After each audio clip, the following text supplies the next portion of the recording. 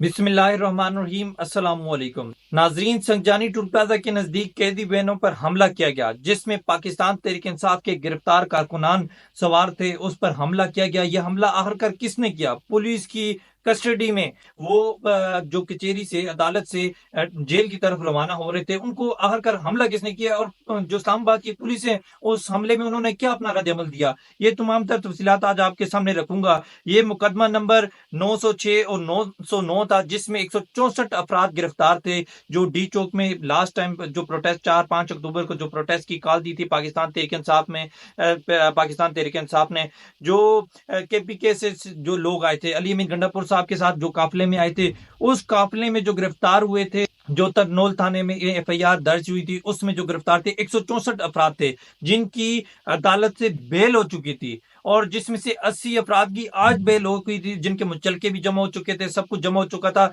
और जिस टाइम उनकी जमानत मंजूर हुई, बेल मंजूर हुई, वो अदालत से बाहर निकले, तो उनको दोबारा से सेक्रेटरिएट थाने की एक एफआईआर में उनको दोबारा से तमाम ये जो कारकुनान थे, रहनुमा थे पाकिस्तान तहरीक इंसाफ के, इनको दोबारा से गिरफ्तार किया गया। और जिसमें रेस्क्यू 1122 के भी अपराध शामिल हैं, जिसमें पुलिस के लोग भी हैं, टीएमए का स्टाफ है, उसके अलावा पाकिस्तान तहरीक इंसाफ के वर्कर्स हैं, सपोर्टर्स हैं, उसके अलावा जो केपीके के सिटिंग मिनिस्टर्स हैं, जिसमें मलक लियाकत खान साहब हैं, अनवर ज़ेब खान साहब हैं, उसके अलावा जो केपीके के एमपी हैं, सूबाई असेंबली के एमपी, वो भी इसमें शामिल है, जिनको गिरफ्तार किया गया था और आज अदालत में पेश किया गया। उनकी बेल एक्सेप्ट होगी, मंजूर हुई। उसके बावजूद इस्लामाबाद पुलिस की देखें जी, एक दोबारा से हुकूमत की भी साजिश की वजह से दोबारा से इनको गिरफ्तार किया, सेक्रेटरिएट थाने की एक एफआईआर में दोबारा से गिरफ्तार करके उनको लेके गए। अब बात ये, वो अटक जेल में थे, ये तमाम कारकुनान अटक जेल के कैदी थे।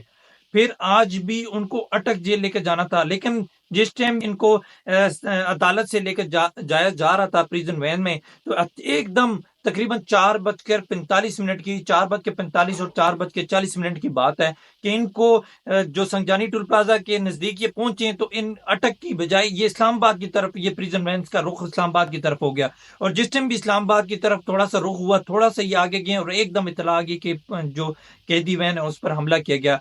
अब पाकिस्तान तहरीक इंसाफ ने आज अपना रद्द-ए-अमल भी दिया, जिन्होंने बताया कि ये एक ड्रामा रचाया गया है, ये एक साजिश की गई है पाकिस्तान तहरीक इंसाफ के खिलाफ, और ये एक सारा ड्रामा। देखें जी, अगर पाकिस्तान तहरीक इंसाफ के कैदी थे, तो उनको क्या जरूरत थी भागने की?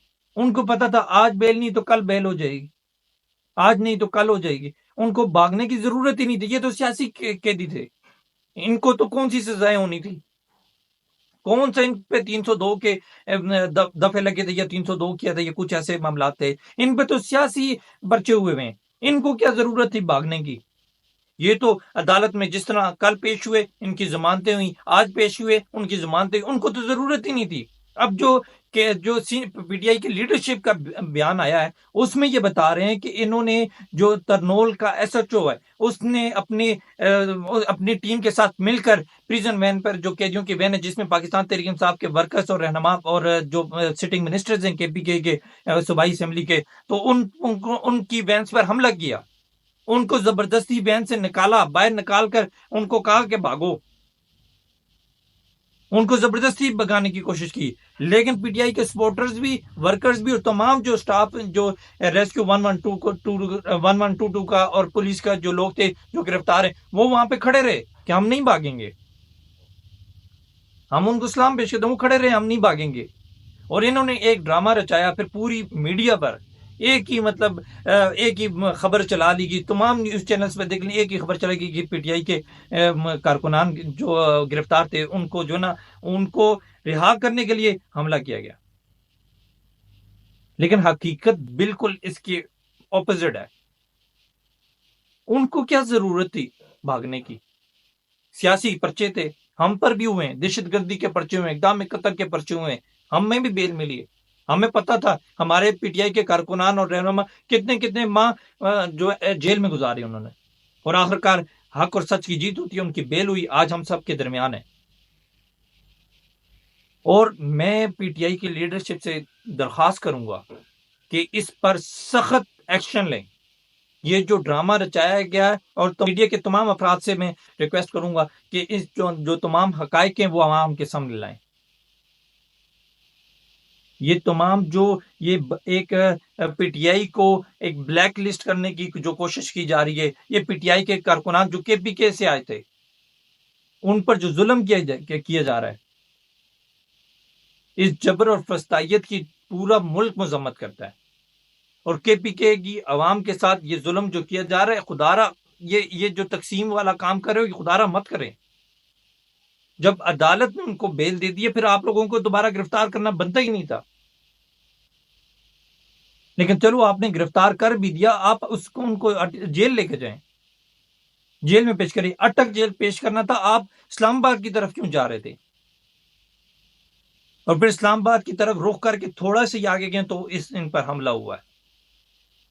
یہ سوچی سمجھی ایک سازش تھی، ایک ڈرامہ رچایا گیا، اور جس کی پورا پاکستان مذمت کرتا ہے.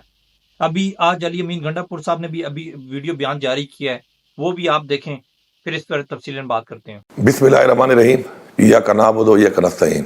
میں اس وقت یہ فارم 47 کے تحت جو ایک جیلی حکومت ہے فیڈرل، اور ساتھ ساتھ یہ اسلام آباد پولیس سے مخاطب ہوں کہ جس طریقے سے آپ نے ڈرامہ شروع کیا ہوا ہے اور آئے دن آپ یہ ڈرامے مزید کرتے جا رہے ہیں، یہ آپ کو بند کرنے پڑیں گے. میں آپ کو تنبیہ کر رہا ہوں اور بار بار تنبیہ کر رہا ہوں اس بات کی کہ آپ نے جو یہ ایک رواج شروع کر دیا ہے اس ملک کے اندر لا قانونیت کا، تو اگر آپ یہ سمجھتے ہیں کہ آپ اباؤ دلائیں تو ایسا نہیں ہے. ہم یہاں پہ ایک حکومت ہے، ہماری یہاں پہ ایک صوبائی حکومت ہے، اور ہمارے اپنے بہت سے رائٹس ہیں، فنڈامنٹل رائٹس بھی ہیں یہاں پر، ایز اے گورنمنٹ بھی ہیں اور ایز اے پاکستانی بھی ہیں. ہمارے ایک منسٹر، ایک ایم پی اے، ہمارے ورکرز، ہمارے 1122 کے سرکاری اہلکار، ہمارے پولیس کے سرکاری اہلکار جن پہ آپ نے جیلی پرچے کاٹے گرفتار کیا تھا، ان کی آج سنجانی کے کیس میں جج نے آج ضمانت کر لی. اس کے بعد جو آپ کا وتیرہ ہے ہمیشہ سے جو آپ نے اختیار کیا ہوا ہے، آپ لوگوں نے ان کو سیٹریٹ کہ ایک ایف آئی آر میں وہاں سے دوبارہ گرفتار کر لیا، اور پھر ان کو جیل لے جاتے ہوئے راستے میں ایس ایچ او، یہ جو ترنول کا ایس ایچ او ہے، اس نے اپنے ہاتھ سے شیشے توڑے اور ایک ڈرامہ رچا کر کہ جی کوئی حملہ ہو گیا ہے، کسی نے حملہ کر دیا ہے، اور پھر تالے کھول کے ان سب کو 3 پریزنر وین سے نیچے اتار کے کھڑا کر دیا اور ایک ڈرامہ رچایا ہوا ہے کہ جی وہ فرار ہو رہے ہیں.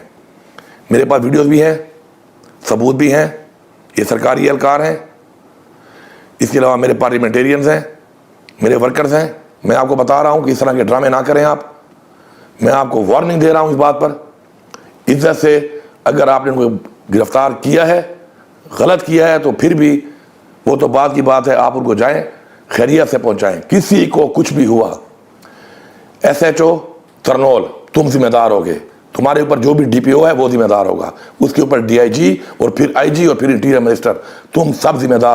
یہ علی امین گنڈا پور صاحب نے اپنے خیالات کا اظہار کیا. 2 ٹوک انہوں نے بتایا کہ یہ حکومت کی طرف سے ایک سازش ہے، اور میں جو ترنول کا ایس ایچ او ہے، میں اسے مطلب اگر اس نے ہمارے ورکرز کو پہ تشدد کیا یا ان کو کوئی نقصان پہنچایا تو میں ان کو نہیں چھوڑوں گا. اور علی امین گنڈا پور صاحب کو میں بھی ایک ریکویسٹ کرتا ہوں کہ اس پر فوری طور پر سخت ایکشن لیا جائے، اور جو وزیر داخلہ صاحب ہے محسن نقوی صاحب، ان کو فوری طور پر ان کو کال کر کے انہیں بتایا جائے کہ ہمارے کارکنان پر ظلم کر رہے ہیں آپ لوگ، یہ آپ زیادتی کر رہے ہیں، جو ہرگز منظور نہیں ہے.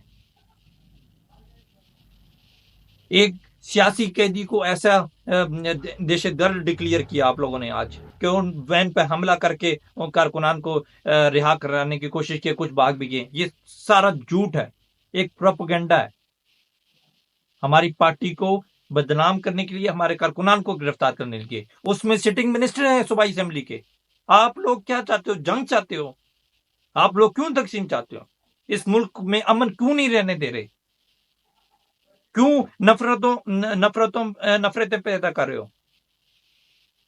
خدا را ہوش کے ناخن لوگ اس ملک میں اس عوام کو جینے دو، رہنے دو، سکون سے رہنے دو، سکون سے جنہیں قانون اور آئین کے مطابق آپ لوگ تمام جو کیسز ہیں قانون اور آئین کے مطابق آپ عدالتوں میں چھوڑو، عدالتوں کو بالکل آزاد چھوڑو، اور جو عدالتیں فیصلہ کرتی ہیں وہ ہم بھی تسلیم کریں گے، پوری پاکستانی عوام بھی تسلیم کرے گی، سب تسلیم کریں گے. مجھے دیں اجازت، انشاءاللہ اگلے پروگرام میں پھر ملاقات ہوگی. تب تک کے لیے اللہ حافظ.